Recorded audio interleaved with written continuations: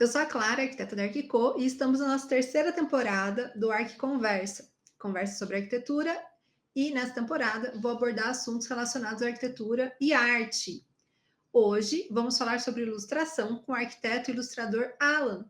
O Alan, ele é formado pela Universidade de Brasília e ele trabalha com ilustração em diversos materiais, diversas superfícies. Seja bem-vindo ao Arqui Conversa, Alan. Muito obrigado, Clara. Valeu demais pela oportunidade. Tamo junto. E qualquer coisa que você precisar, tamo aí. Obrigada. Alan, como é que você chegou na ilustração? O que veio primeiro? Foi a arquitetura? Foi o Alan arquiteto? Ou foi o Alan ilustrador? Conta pra gente como é que você chegou nessa ilustração, nesse Alan artista. Entendi. Na verdade, a arte veio muito antes, veio da minha mãe. Minha mãe é uma artista presa no armário até hoje. Ela não conseguiu, né, se desenvolver, talvez pelo patriarcado aí que fechou as caixinhas aí da minha mãe. Ela teve que cuidar de filho desde criança, então ela sempre foi muito artista, mas sempre foi muito presa, nunca pôde expandir sua arte, mas quando criança ela sempre me incentivou muito a desenhar e eu sempre passei muito tempo desenhando, assim, desde criança. Sempre tive muita aptidão e aí ela me deixou livre, assim, então tinha muitos materiais disponíveis, muito tudo. Me colocaram numa escolinha de desenho quando eu era adolescente. E aí eu comecei a fazer arquitetura, inclusive, por já gostar de fazer muito desenho. Né, quando eu estava ali terminando o ensino médio, falou aquela pergunta: "E aí, o que que você vai fazer?". E aí eu não tinha a mínima ideia. E aí eu falei: "Pô, eu gosto de desenhar, o que que tem a ver com desenho?". Aí me foram apresentados design, né, que na época era design industrial, hoje tiraram industrial, né, ficou mais amplo, e arquitetura. E aí eu fui atrás de como eu fazia para passar neles na UNB, que era meu foco, eu não queria gastar mais dinheiro dos meus pais com faculdade. E aí eu fui atrás da prova específica, eu descobri que os dois tinham prova específica de desenho. E aí eu achei a prova de habilidade específica de desenho industrial na época muito, muito aleatória, assim, nada a ver. E eu amei a prova específica de arquitetura. E aí, por conta dessa prova específica, eu falei assim, não, é isso que eu vou fazer, arquitetura. Não, e as provas específicas de arquitetura, eu lembro quando eu prestei vestibular, foi assim, uma viagem, assim, foi muito, você tinha que pensar muito fora da caixa para desenvolver uma boa prova. Não era uma coisa muito técnica e tal, era uma coisa bem artística mesmo. Sim, sim. O do design mais ainda. Eu lembro que tinha uma prova que eu fiz de estudo, né? Que aí tu tinha que pegar um papel, recortar e colar ele no meio da prova. Eu não. Bem artes manuais. Bem artes manuais. Que é uma coisa, inclusive, que eu amo fazer hoje, que é papercraft. Não sei se você já ouviu falar. Já falar de Não. papercraft? Não, Papercraft não assim. O que eu sei de papercraft são aqueles Pinterest das pessoas que recortam várias coisas e vão colando, tipo, temático, mas é é, uma coisa meio papel de carta, assim, meio é, romântico e tal. é tipo aquilo mesmo, só que tem uma galera que pega um papercraft e eleva para uns níveis absurdos, assim. Aí eu lembro que eu me interessei por isso, antes de entrar na faculdade. E aí a galera pega qualquer modelo 3D, aprende a planificar isso em papel, imprime em papel cartão, papel, enfim, mais grossinhos, né, com uma gramatura maior. E aí você vai colando, aí tem regrinhas de onde cortar, onde dobrar, onde colar, onde cola no quê. E aí você modela o que você quiser, assim. Aí eu lembro que eu cheguei a fazer para um primo meu primo era apaixonado por moto. Aí eu baixei uma moto, uma Kawasaki, fodona, e ela tinha 118 peças, assim. Eu imprimi 18 Nossa. folhas e fiquei um mês, assim, cortando tudo. Era um primo muito querido. Era um prêmio muito querido. Foi Tinha mais pelo gostado. desafio, foi mais pelo desafio. Ah, nossa, mas é quase um origami, assim, ouvindo você falar, parece. O origami, ele não tem muito corte e cola. O papercraft tem corte e cola.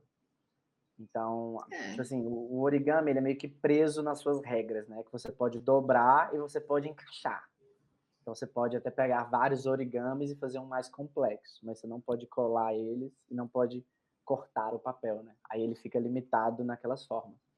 E aí, por isso que o origami tem uma característicazinha de origami, assim. E o papercraft pode ser qualquer coisa, pode ser uma qualquer moto, coisa. pode ser um urso, pode ser assim, pode ser umas paradas bizarras, qualquer coisa.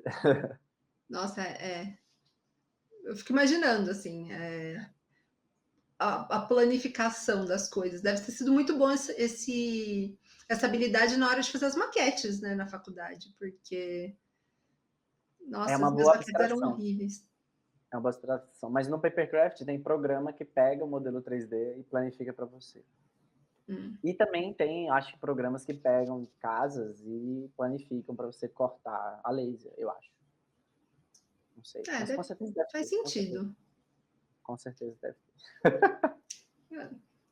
ter. Acompanhando seu Instagram, eu vi que você trabalha em várias superfícies.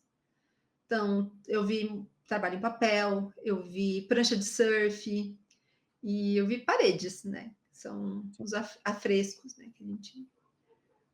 Qual superfície você se sente mais confortável em trabalhar? Olha, ultimamente eu tenho me sentido muito livre digitalmente, na verdade, porque por mais que eu ame usar o papel, por mais que eu ame fazer grafites na parede, na vida real você está limitado pelo que você compra, né? Então eu vou usar as cores que eu vou lá e compro. Eu compro um jet, eu compro a tinta, eu compro o xadrezinho na tinta branca. Então ali você está limitado. E eu uso o Photoshop desde os meus 15 anos. Então eu uso o Photoshop há mais de 15 anos. Eu já passei dos meus 30. E, Você usa Photoshop claro, mais tempo vivo do que sem Photoshop. oi?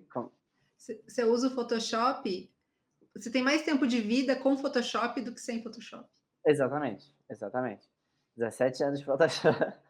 E, assim, claro que tem coisas que o Photoshop não tem como substituir, né? Mas né, o vivo ali, a galera dá muito valor, assim, eu também. Mas no Photoshop você é muito mais livre, né? Você tem milhões de pincéis, você tem todas as cores, você tem milhões de efeitos. Agora com inteligência artificial. Você pode fazer literalmente qualquer coisa, né? Exatamente. Eu comecei a seguir você depois que a gente conversou sobre o projeto, né? Do Arquiconversa, que eu estava buscando arquitetos artistas. E eu gostei muito do seu Instagram e muito do seu trabalho, Valeu. porque eu achei que tem algumas ilustrações que tem muito humor. E eu gosto muito dessa de ilustrações que abordam temas que são às vezes espinhosos, mas com leveza, humor ou uma crítica meio ácida. E a ilustração, ela é principalmente a grafite, essa parte é uma arte urbana, né, principalmente. E eu queria saber como a sua arte conversa com a cidade. Assim, se você quando você está andando, você olha um muro, assim, e rola aquela coceirinha do tipo, vou fazer isso nesse muro, ou se você tem algum desenho, às vezes, que você já idealizou no computador, no Photoshop, e você fica pensando, nossa, onde eu vou aplicar isso? E aí, andando na cidade, bate você olha aquele pedaço de parede e fala, ali ia ficar maravilhoso. Entendi. Bom, como um bom grafiteiro e pichador que eu sou, esse sentimento de olhar muros da cidade e querer riscar, ele existe minha vida inteira, assim. E uma das coisas que minha mãe fazia, que me inspirou, era fazer arte em parede. Então, uma das primeiras artes que eu vi minha mãe fazer quando criança era fazer poemas com caligrafia bonita na parede. E aí minha mãe fazia isso em casa, ela fazia na casa das pessoas, e eu via isso e eu sempre me identificava com esses poemas que minha mãe fazia na parede. E aí, é, os, só isso, por si só, minha mãe fazer poemas na parede, já me incentivou muito a querer fazer grafite, fazer arte na parede, e já me incentivou muito a querer fazer caligrafia também, fazer lettering, que é uma coisa que eu amo, assim, de paixão. Eu amo fazer caligrafia. Eu era aqueles meninos que é o único menino da sala que tinha uma letra bonita, assim. Quando eu queria, óbvio. Mas Sempre tive esse sentimento, e eu lembro que minha mãe deixava eu pintar na parede quando eu tinha, tipo, 5 anos. Então, com 5 anos eu já fazia Pokémon na parede, assim. A parede do meu quarto era cheia de Pokémon. Aí o povo: "Ah, você é doido, você deixa seu filho pintar na parede". Aí: "Ah, depois pinta de branco". Então minha mãe não estava nem aí, assim, minha mãe me deixava bem livre mesmo. Isso me incentivou muito, assim, de verdade. E aí, apesar disso, eu acho que eu sou o pior grafiteiro e pichador de Brasília, assim, porque eu fiz pouquíssimas coisas em Brasília, assim, pouquíssimas, pouquíssimas, pouquíssimas. Mas fiz algumas. E tem alguns lugarzinhos aí registrados que eu fiz algumas artezinhas. Mas também cheguei a fazer em outras viagens que eu fiz, também fiz uns grafites na rua no Nordeste, no mochilão que eu fiz lá em Natal, fiz em João Pessoa, fiz, acho que foi em Natal, em João Pessoa e Maceió, não, Maceió não, Aracaju, fiz em Aracaju também, tem umas artes minhas lá, e também tive uma oportunidade ao longo da faculdade de fazer um intercâmbio na Polônia, e aí eu fiquei 1 ano lá na Polônia, e aí eu queria muito deixar minha arte lá. E eu Uhum. sabia que eu ia embora, então eu tinha que ir embora, eu tinha que deixar minha arte lá de algum jeito. E eu acho que por isso, inclusive, que eu nunca fiz arte em Brasília, porque eu sei que eu moro aqui, aí eu falo: "Não, um dia eu faço, eu tô aqui sempre, eu nunca faço", sabe.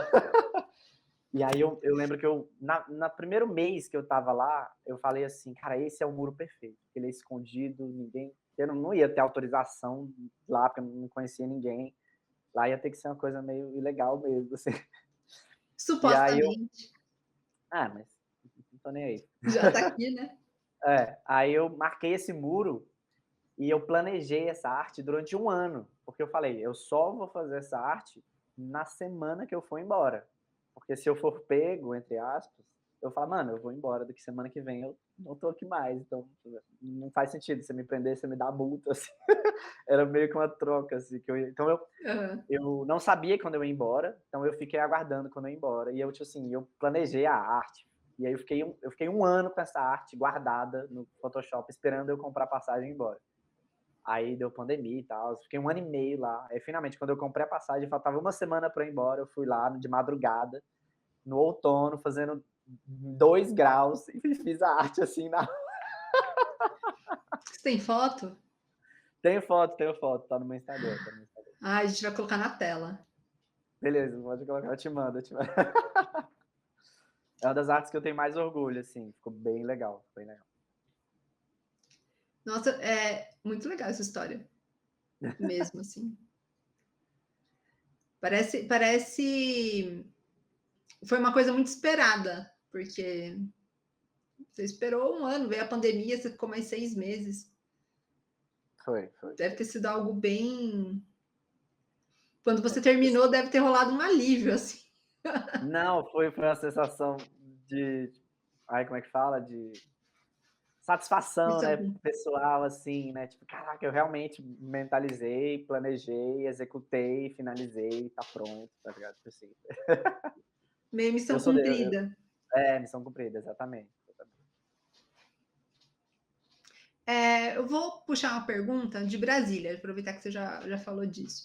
Então, Perfeito. Brasília não é uma cidade que você idealiza deixar uma arte eternizada enquanto não pintarem por cima. Sim. Assim, não é uma cidade que você sonha em, em pintar. Porque eu tô perguntando isso porque eu sou do interior do estado de São Paulo. Uhum. E eu já morei em São Paulo. E São Paulo é uma cidade que tem muita arte urbana, né? Ela é Sim. conhecida, tem pontos turísticos só para isso, tipo o Beco do Batman.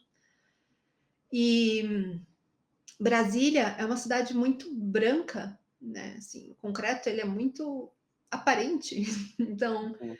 Sim. eu fico imaginando como seria assim se a cidade fosse realmente pichada, assim, com grafite, tivesse arte. Uhum. Então, É. como você mora aí, para você não tem essa idealização, porque você está aí todo dia. Uhum.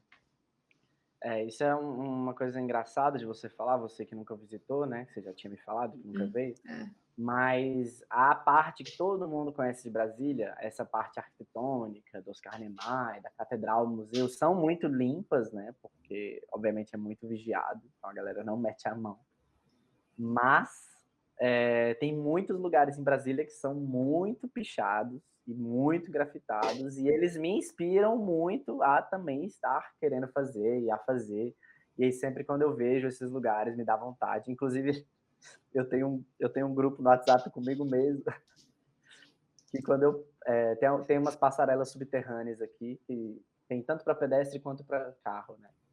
E aí, tanto para carro quanto para pedestre, são completamente grafitados e pichados, assim. E aí, de vez em quando, eles são repintados de cinza, a galera vai e faz arte de novo. Então, eles estão sempre se renovando.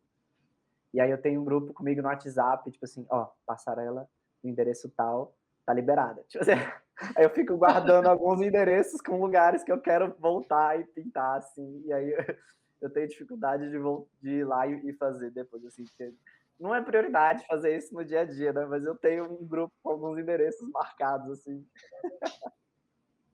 Não, eu fico imaginando, porque é uma coisa muito de vivência urbana mesmo, Sim, né? Então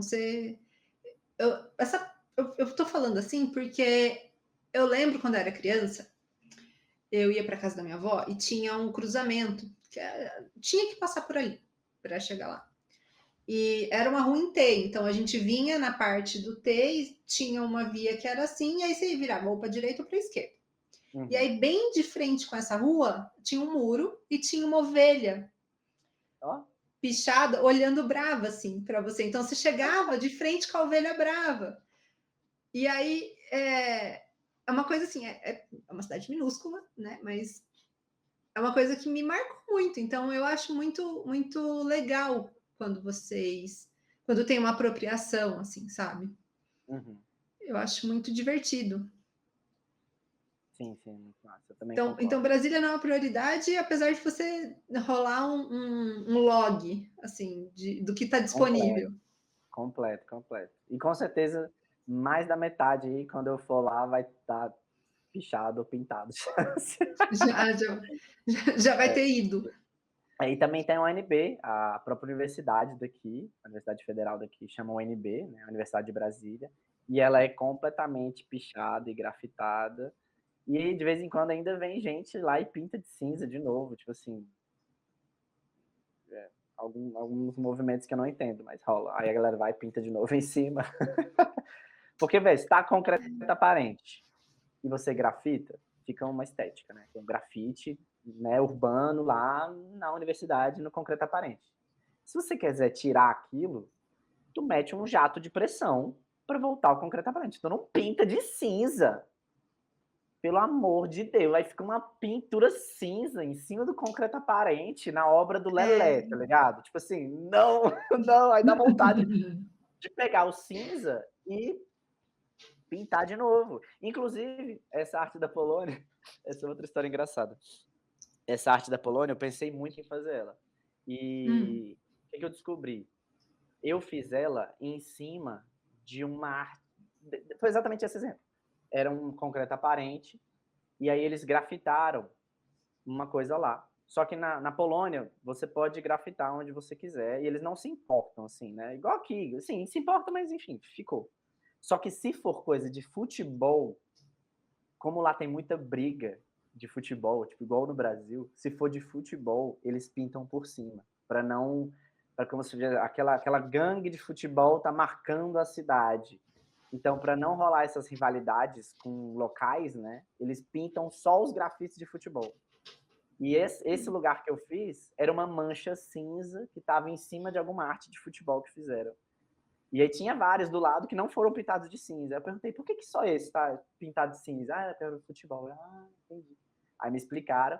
Aí eu fiz a arte só em cima da mancha cinza. Porque eu não gosto dessas manchas cinzas. sim. É tipo uma coisa que me pega, assim, não, o concreto aparente, vai lá e tá com uma água com pressão. Tem um monte de gente que tira grafite com água pressurizada, né? Essas manchas cinzas, elas me matam. Então, minha arte, ela é só arte, ela existe dentro dessa mancha cinza. Assim. É quase um. Vi que você tampou, mas estou aqui, né? Você tentou Não, esconder, mas estou aqui. e aquela mancha, ela vira a minha arte, entendeu? Tipo, quando eu vi aquela mancha cinza, eu falei, essa mancha parece um buraco, E agora isso vai ser um buraco que vai sair alguma coisa desse buraco. Eu transformei aquela mancha cinza num buraco. Assim. Foi tipo isso. Então Vira virou a arte. partido. Exatamente. Sobre ainda né, voltando na parte do seu Instagram, tem uma ilustração do Batman do Robin, um quadrinho do shampoo, ele arremessando shampoo. E eu gosto muito desse quadrinho. E eu penso nesse quadrinho sempre, tipo, arremessando coisas aleatórias, né? E aí eu vi e me veio muito a ideia de bloqueio criativo, assim, porque às vezes você só quer arremessar as coisas, entendeu? Você não quer pensar, você só quer arremessar e que as coisas deem certo. Sim. E, óbvio, né? Trabalhamos com criação, então temos bloqueio criativo. Mas como é o seu e como é o seu processo? Essa da mancha cinza, você já meio que introduziu esse assunto. Às vezes você tira partido de algo que está lá. Uhum. Mas como é o processo criativo? Cara, essa pergunta dá muito pano para manga. Então, vamos lá, partes por partes. Bom, esse quadrinho do Batman, acho que você vai colocar na edição ali, né? Vou. Então, essa arte do Batman, ela nasceu no meio de um desafio de internet chamado Inktober. Não sei se você já ouviu falar. Não. O Inktober é um desafio de outubro. Ele nasceu para você fazer artes todo dia de outubro. Antes era ink, né? Você tinha que usar tinta. Aí virou um desafio de internet. Aí virou um desafio para você fazer 31 artes em 31 dias de outubro. É isso. Para você se motivar mesmo a estar produzindo, independente do que você está fazendo. E é muito difícil fazer isso. Principalmente porque todo mundo tem os seus trabalhos, tem suas coisas, você tem que parar para fazer uma arte, né? X de alguma coisa. E aí eu lembro que eu criei um gerador de palavras aleatórias e coloquei para gerar 31 palavras aleatórias que iam ser temas dessas 31 artes.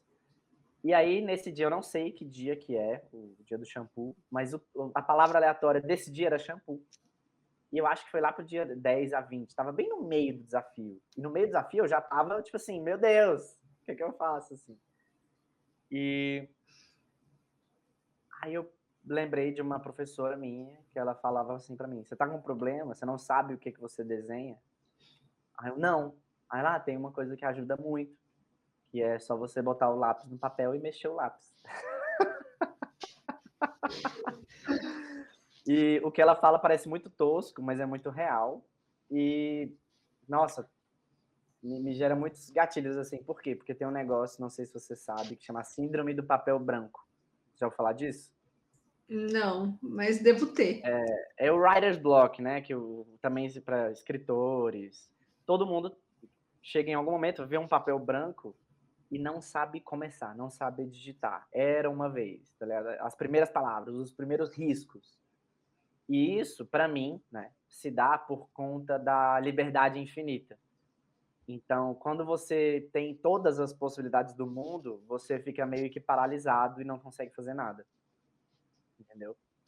E aí, ao longo de muito tempo, de travar muito com isso, eu entendi uma coisa, que é limitações aumentam a sua criatividade, né? Então, o que eu quero dizer com isso?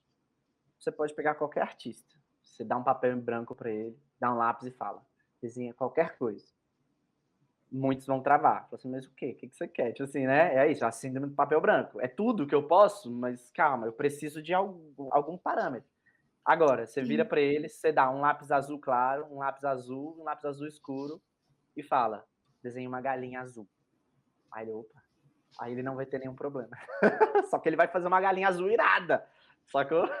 Então você limitou ele, só que isso aguçou a criatividade dele. Entendeu? É mais ou Não, faz menos todo essa, sentido. mais ou menos essa a ideia. E aí eu tava com esse problema, e aí eu vi um vídeo de um youtuber chamado Strufless. Acho que é isso. Se você quiser eu te mando depois, você coloca aí na edição. É um youtuber fantástico, se eu não me engano ele é australiano, e ele é um artista youtuber, e ele virou meio que um coach artista. Bizarro. E ele faz uns vídeos assim que abre umas chavinhas mentais de artistas que eu fico tipo assim. E esse cara é Coach artista. fantástico, fantástico, fantástico. E aí ele fez um vídeo, e esse vídeo falava assim, a dica de artista que mudou a minha vida.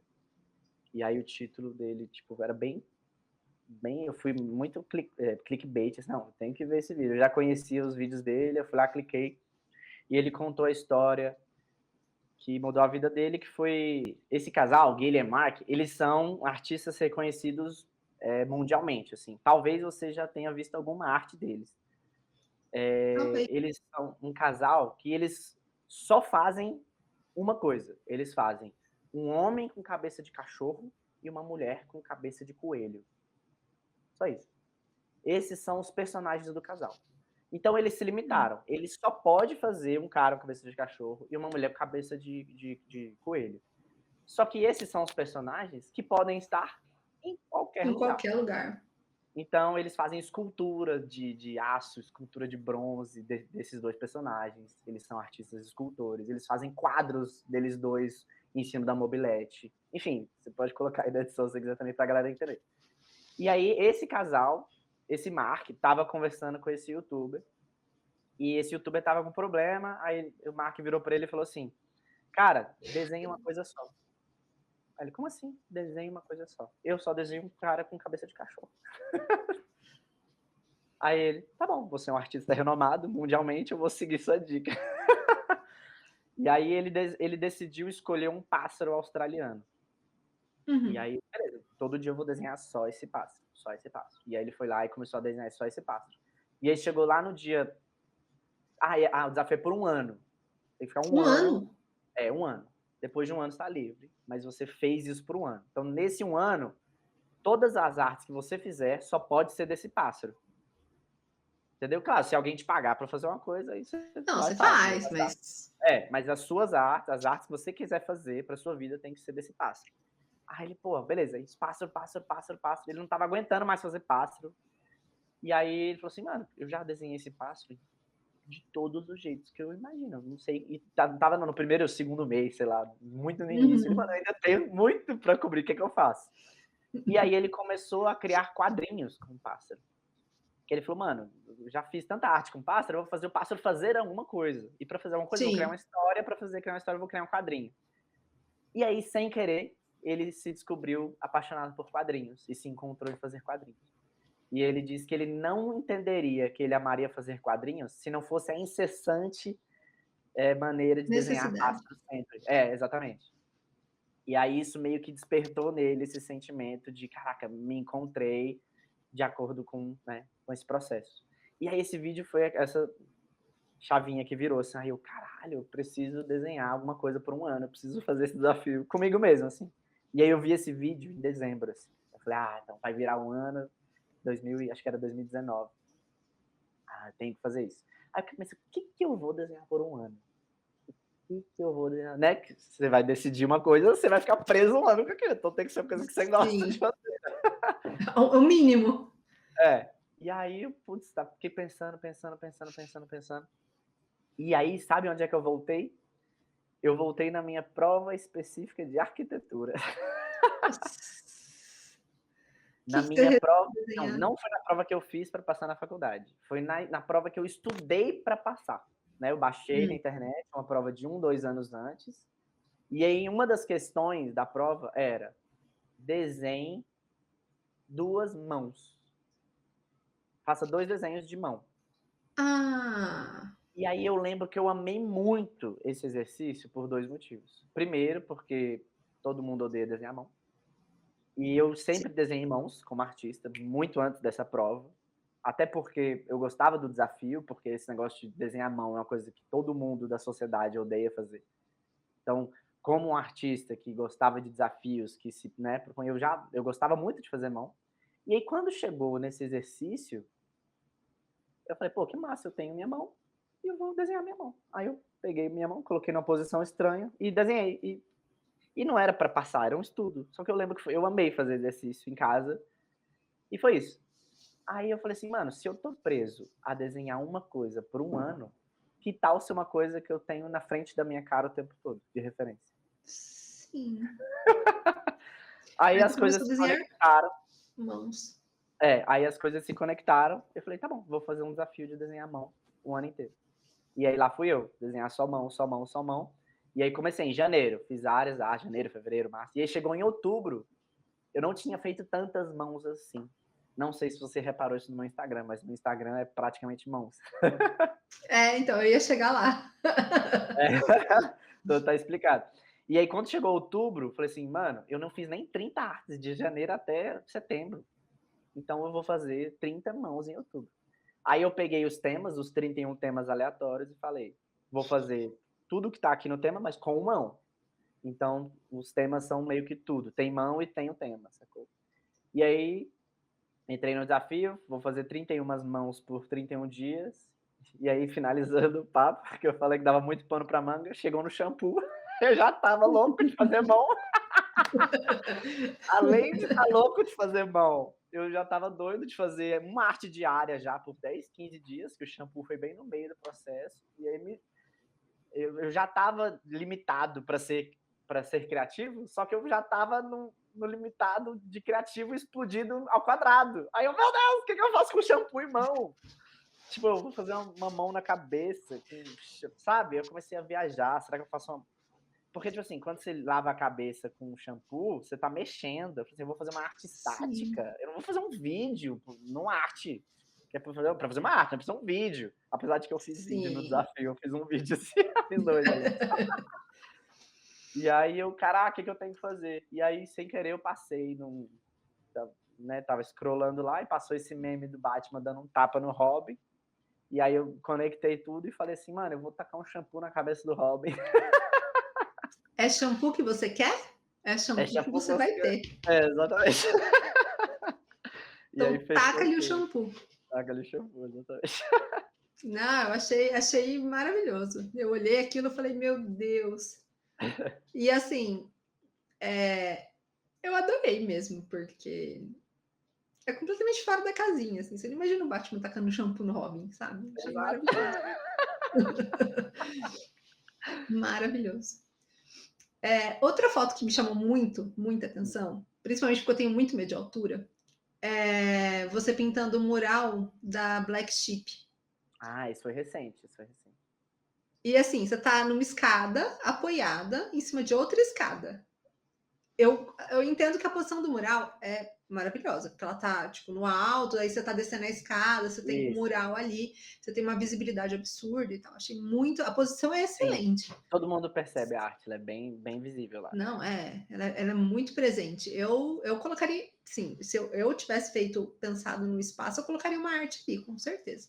Sim. Então, me identifico com a escolha do É. lugar. Mas o processo para chegar lá me pareceu assim bem complexo, Uhum. porque é uma escada em cima de outra escada, e aí tem toda aquela questão do equilíbrio, segurança. E aí eu fiquei pensando, essa foi a situação mais desafiadora que você passou para ilustrar ou teve uma mais difícil? Olha, eu já fiz artes em muros bem altinhos. E já cheguei a alugar andaime para fazer arte. Foi inclusive na minha casa. A casa que eu morava com meu pai, agora eu moro sozinho. Quando eu morava com meu pai, o muro do fundo da casa dava para o fundo do lote. E ninguém via Uhum. esse muro, só eu. Ele dava para o quintal, assim. E aí era um muro de 8 metros de largura por 5 de altura. Gigante. E aí eu vivi, né? Um muro, a casa era meio que rosa, e aí esse muro era rosa, um rosinha meio pastel, assim. E aí durante ano, eu morei lá durante 12 anos. E eu acho que lá pro 6º ano, cara, eu tenho 6 anos que eu tô vendo esse negócio e eu ainda não pintei isso. E aí teve um dia que me deu uma crise existencial. Eu falei assim, mano, não consigo mais viver nessa casa com esse muro rosa. Aí eu peguei uma grana que eu tinha guardado, aluguei andaime, comprei tinta, chamei um monte de amigo, falei, bora pintar essa merda aqui. E aí aluguei andaime e aí ficamos 3 finais de semana, eu e vários amigos, e no viral virou um mural colaborativo de 13 artistas. Que da hora! Que também tá Esse, é a esse eu não primeira lembro de arte do ter meu visto. Instagram. É a primeira, é a que tá lá Ah, embaixo. É a vou primeira, e colocar. como é um muro muito grande, eu fiz meio que um mosaico de 6 artes diferentes. Mas eu tenho a arte original, se você quiser, acho que eu posso te passar. E aí foi bem desafiador, porque eu estava lá no alto dos andaimes, 5 metros de altura, muito mais perigoso do que do Black Sheep que você viu. E eu tenho medo de altura. Porém, eu, Alan Marques Faria, o meu medo de altura não é um medo de altura normal. Eu não sei explicar. Porque a maioria das pessoas que tem medo de altura fala o quê? Eu não vou subir coisas, não vou subir no andaime. Eu quero subir, eu preciso subir, aquele medo fica me consumindo. E aí eu subo e fico me cagando de medo, mas eu tô lá, entendeu? Eu não sei explicar. Eu morro de medo, eu morro de medo. Já fiz loucura, já pulei de paraquedas, entendeu? É uma parada É que um me medo consome. enfrentativo. É uma parada que me consome, que eu preciso fazer para me libertar daquilo. Eu não sei explicar. E aí no Black Sheep foi a mesma coisa. Era uma escada que ia descendo, e aí a parede ficava aqui, assim, né? Uhum. E era alta, né? Porque aqui tem uma É. parte que você passa a cabeça. Então você vai descendo aqui, tanana, passa a cabeça e a arte estava lá em cima. Aí a gente pôs outra escada aqui, e aqui ele parafusou na parede umas Uma 2, tábua. 3 tabuinhas assim. Falei assim, mano, eu vou fazer um patamar ali para você ficar seguro, beleza? Aí eu, beleza. E aí teve horas que teve que tirar a escada, inclusive, que eu fiquei só na tabuinha, assim. A tabuinha não tinha uma largura muito grande, tinha uns 30 centímetros, assim. E eu lá, morrendo de medo. Mas lá, entendeu? Fiz, passei por algumas coisinhas perigosas, assim, mas nada muito longe da segurança. Porque quando eu vejo que minha segurança está em risco, eu não abro mão da minha segurança. Então Claro. eu tô morrendo de medo. Eu tô morrendo de medo. Tá trancado. Mas tem um limite ali, né? Sempre na linha da segurança, entendeu? Mas Não, eu gosto desses ambientes. não, esse eu achei, assim, surreal, porque eu mal subo, assim, sabe essas escadinhas de alumínio? Eu mal subo na escadinha de alumínio. Eu tenho que estar muito, muito focada em resolver um problema para eu subir na escadinha de alumínio, senão eu não subo. Tenho medo, medo. É engraçado. O meu não é enfrentativo, não. O Não meu é? é correr. A maioria das pessoas são assim. Eu não. É, Tem medo de altura? já. Vai pular de paraquedas. Foda-se. Não, acho que assim, eu ando de avião, mas se eu subir no avião sabendo que eu vou pular de paraquedas, eu não subo. É mesmo? Caraca. Não subo. Minha mão, a gente está conversando. Eu não fui eu que subi na escada. Eu tô suando. Minha mão tá suando. E nem fui eu que subi. Sabe? Eu tô Justo, justo. nesse nível, assim. Aham. Eu tô nervosa, eu tô nervosa com a situação, entendeu? E nem fui eu. Bom, voltando um pouquinho para Brasília, a Brasília, ela foi o berço do rock dos anos 80. A gente tem muitas bandas famosas, né, de Brasília. E a arte de Brasília, pelo que você está me falando, tirando aqui aquela parte do eixo monumental, ela é muito rica. Sim. Porque a gente conhece Brasília, eu digo, arquitetos, né? A gente estuda Brasília, mas estuda a parte do eixo monumental mesmo ali, né? A gente não estuda Não o que sai foi feito da do avião. cidade em si. Uhum. E como é que a arte, então, permeia Brasília nos dias de hoje? De uma maneira geral, você contou um pouco dessa parte da Brasília que não é do eixo monumental ali do avião, que tem Uhum. muita arte de rua, tem muita. É uma cidade muito viva, artisticamente falando, Uhum. mas o que mais assim a gente tem de arte em Brasília hoje?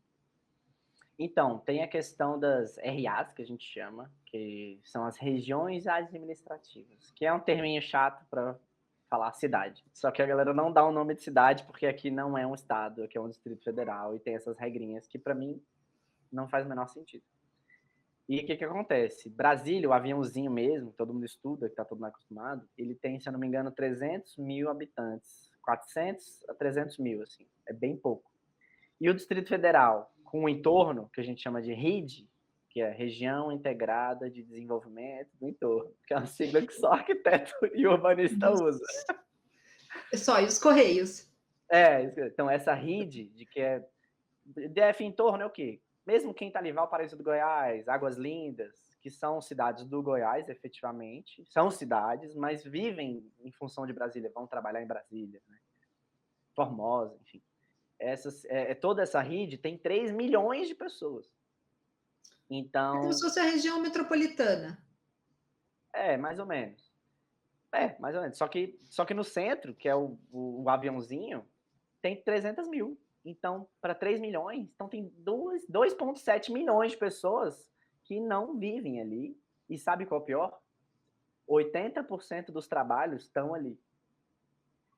Entendeu? Então, a galera que todo dia está migrando para o centro, gasta 1 a 2 horas no transporte público e volta para suas casas. Que é, inclusive, o único trânsito que tem em Brasília. Tem gente que chega em Brasília e não vê trânsito. É porque o trânsito só existe de 6 até 9 da manhã e de 5 até 8 da noite.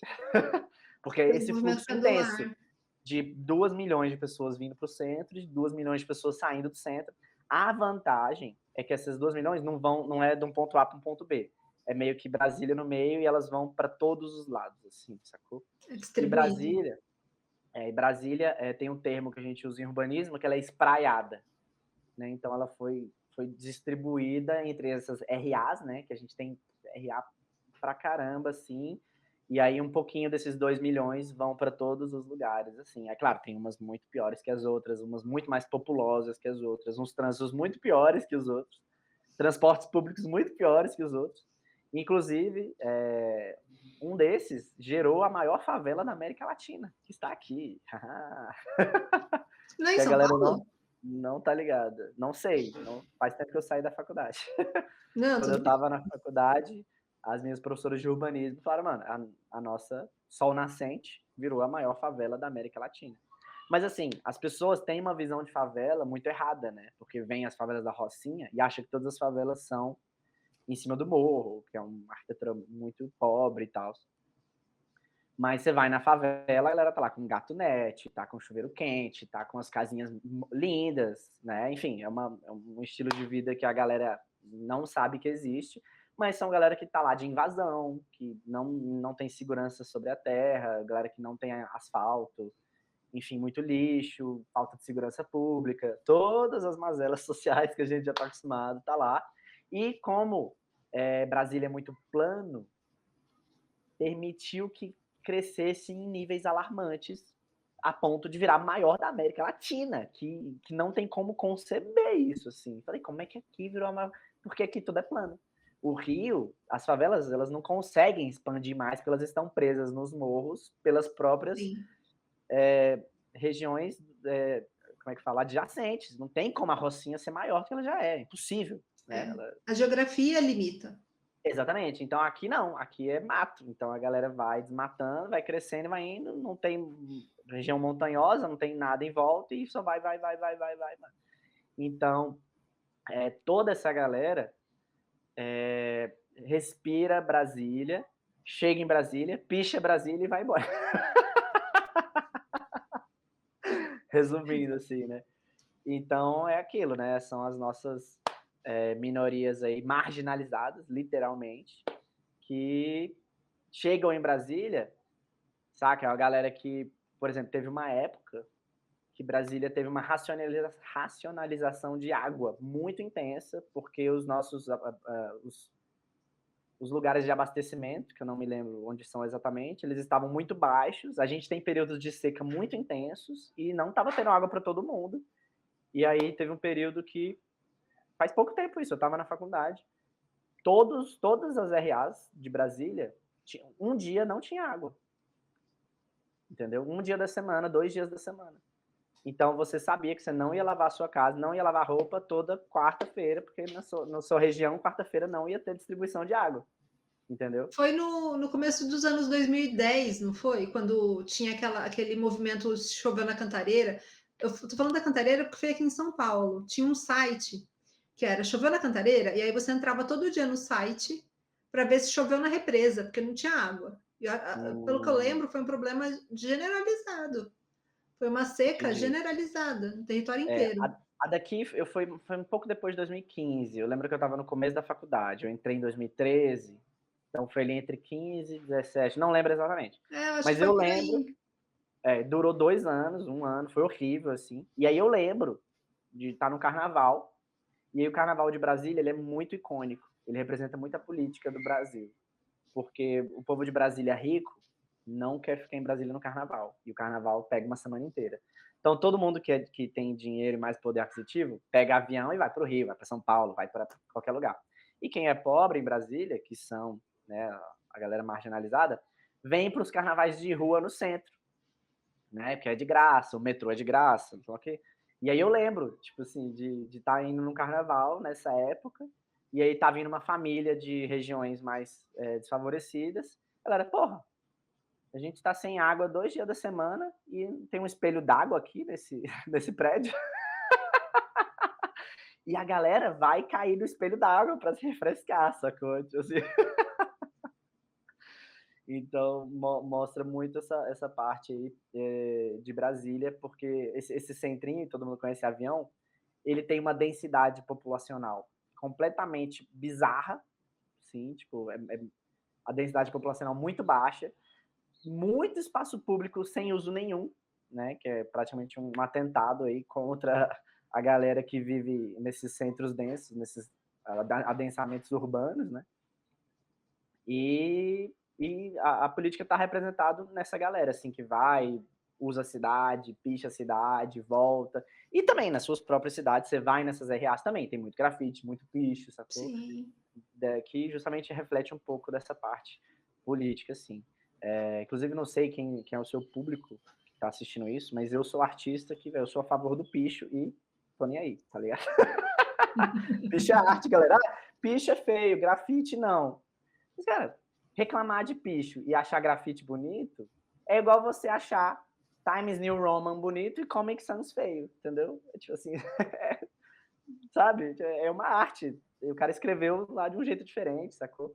Inclusive, cara, eu tenho que achar o nome desse artista. Esse nome eu não vou lembrar, mas eu vou procurar depois, eu te passo. É um artista de São Paulo, e acho que é de design, o TCC dele, ele fez peças de lousa, tipo xícara, pires, e a identidade visual desses materiais é o picho de São Paulo. E Ah, essa arte dele é magnífica, eu amei o trabalho dele. Eu vou te mandar depois, Lindo, manda que lindo, a gente lindo, lindo. coloca. Pra mim é tudo arte, tudo arte, tudo arte. A arte do pobre não é arte, porra. Não, tá certo. Eu sou Eu desse, não sou tenho, desse. eu Tô não nem aí. tenho, não tenho um público muito definido. É, É um bom, público bem é misto, isso. assim. Essa é a minha opinião de Então, artista. vai ter gente muito a favor e vai ter gente contra. Mas tem outro argumento que eu gosto, que ela fala, mas você está depredando patrimônio público, pichando. Mas, cara, eu prefiro 1000 vezes, eu prefiro 1 milhão de vezes ver um muro pichado do que um trabalhador 2 horas no ônibus lotado. Então a galera tá com os valores morais completamente errados, assim, na minha opinião. Agora a galera se incomoda muito com um muro pichado. Essa é a minha opinião. Mas faz mesmo sentido. Se você parar para pensar, é o que você disse, é o movimento pendular de Brasília. Você tem aquela cidade que ninguém usa. Você tem é como se o plano urbano de Brasília ele foi feito para pensando em enaltecer o país e tudo mais. Mas para o dia a dia, para uma grande parcela da população que vive aí, ele soa quase como uma piada de mau gosto. É uma piada de mau gosto e Brasília foi feita para afugentar a população. Foi feito a escala de Brasília, a escala dos ministérios, o espaçamento entre os ministérios, o tamanho da Praça dos Três Poderes, tudo foi feito numa escala para quando você coloca uma multidão ali, parece que a multidão é pequena. Isso tudo foi feito de propósito. É uma arquitetura bem De controle. maldosa. Tipo o quê?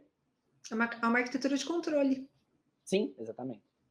Né? Porque é a capital, ela é para ser uma arquitetura de controle. Se a gente, é o que eu falei, né? Fiz universidade em Campinas. A gente estuda muito aqui a região. E eu acho que é uma característica das universidades, dos cursos de arquitetura, estudar a região que eles estão inseridos por uma questão de facilidade, leitura urbana e tudo mais. Né? Exato. Então, a gente estuda Brasília como um estudo de campo distante, né? Longínquo. Mas a impressão que a gente tem, e aí estou falando com olhos de uma pessoa que saiu da universidade faz mais de 10 anos, é que ela é feita para esse controle e ela é numa escala absurda, justamente meio que para receber grandes multidões. A impressão que eu tenho. É Entendeu? feito Mas para eu não afugentar sei. grandes multidões e meio que vou criar um verbo aqui, pequenizar as multidões, assim, para as multidões se sentirem pequenas. Porque eu acho que é diferente, por exemplo, da Avenida Paulista, fazendo um Bem, paralelo com bem lugares que diferente. recebem grandes multidões. 1 milhão de pessoas na Avenida Paulista parece muita gente. 1 milhão de pessoas nas esplanadas dos ministérios não parece nada. Porque realmente é tudo muito gigante, né? É, E olha que a Paulista é tipo. é grande, é grande. Só que É, ela é grande em um sentido, né? No eixo, no X, né? No Y ela acabou, né? ela Aí você é faz uma filona de diferente. 1 milhão de gente, 1 milhão vai lá atrás. Aí você pega a mesma área e bota essa linha comprida e bota num quadrado, num círculo, aí bota ali na esplanada dos ministérios, parece que não tem ninguém. É o que acontece em todas as manifestações aqui em Brasília. Não parece que tem muita gente, nunca parece. Nem no impeachment da Dilma teve. Não, as maiores manifestações que eu lembro que eu participei foi do Não Vai Ter Copa. Não vai ter Eu Copa, foi um dos lembro. maiores. Foi quando a Dilma estava antes do impeachment, a gente não queria a Copa, a gente foi lá se manifestar, e aí foi a época que a gente invadiu o Congresso e subiu a rampa do Congresso. E foi difícil, viu? E eu acho que isso aconteceu pouquíssimas vezes na história, porque é bem difícil. É bem difícil invadir ali. O policiamento ali é bem reforçado quando rola manifestações grandes. Menos dia 8. Dia 8 foi uma exceção, mas assim, ali foi uma manifestação da direita lá dentro, né? E a manifestação da direita é outro tipo de manifestação. É diferente. A Ela gente é sabe que é diferente. diferente. É. A maquiagem Bem é outra. diferente. Exatamente. O artista é político, né? Não tem como. Todo artista é político, né? A galera que não acha que assim, eu não gosto dessas generalizações, mas viver é político, né? Fugir Viver disso é difícil. político. É muito difícil, porque eu participei de alguns movimentos de arquitetura de interesse social e tem uma galera que eles não entendem que viver é política. Eles E acham que dá para ficar à parte, né? e é curioso, porque mesmo arquitetos, assim, a gente tinha debates sobre tema, que não tem como. A arquitetura de assistência é uma arquitetura muito política, né? Total. Você mexe não só com a estrutura municipal, governamental, estadual, mas você mexe com questões de direito à moradia e tudo mais, né? Exato. E tem uma galera que não entende que viver é política. Eles acham que dá para você fazer política da porta para fora. E Esquece que come e a comida vem de algum lugar, né? E que é do agronegócio. esquece que veste, esquece que ao escolher uma roupa você se posiciona de um jeito X ou Y. Galera que acha que a arte não Complicado. tange elas, né? Porque não vê, não gosta de coisa, aí acha que a arte não pega nela, né? Que não gosta de artista, assim. Não gosto desses artistas da Globo, artista. Esquece que o tênis dela é um artista que fez o tênis dela. Sim. É complicadíssimo. Essa parte é bem difícil. Mais pano pra manga aí. Nossa, tem. Você gostaria de fazer o seu merchan? Olha, se você, enfim, gostou do papo aí, se você mostraram minhas artes aí, né? Se você gostou um pouquinho das minhas artes, eu tô aberto aí a fazer arte, se você quiser encomendar alguma coisa. Meu Instagram é Alan Samois, que é uma palavra em francesa, Alan Sansmoy, aportuguesando a fala, que significa Alan sem eu, né, de uma forma resumida, que vem de uma historiazinha mais complexa. Mas é isso, segue lá. Eu tô numa parte da minha vida que eu não estou fazendo tantas artes quanto eu gostaria, mas enfim, estou disponível caso você queira fazer alguma coisinha comigo. Sempre tô a fim de fazer artes aí para as pessoas. E é isso. Maravilha. Vou aproveitar e fazer o meu também. Ponto. Bom, gente, se vocês gostaram do papo, gostaram da nossa conversa, ou estão gostando da nossa conversa, por favor, se inscreve no canal, curte, compartilha, manda para aquele arquiteto que está na dúvida, que gosta de ilustrar, que está começando a trabalhar com ilustração além da arquitetura. E segue a gente. Bom, Alan, muito obrigada por se disponibilizar para conversar comigo hoje. É isso, eu que agradeço. Obrigada por ter aceitado, obrigado também por ser tão divertido assim e deixar a gente Que isso. mostrar e deixar mostrar a sua arte, mostrar um pouco do que você pensa, porque como a gente conversa, né? Assim, a arquitetura ela é um ato político. A arquitetura não só a arquitetura, né? Mas a arte é um ato político, é se posicionar. Então, obrigada por se expor. Tamo junto, é isso. A gente tem que se expor nessa vida, gente. Se você não se expor, ninguém vai saber quem você é. Isso é verdade. Bom, obrigado, gente. Até o próximo Arque Conversa. Vejo vocês. Tchau, tchau. Tchau, tchau. Valeu, Clara. Até mais.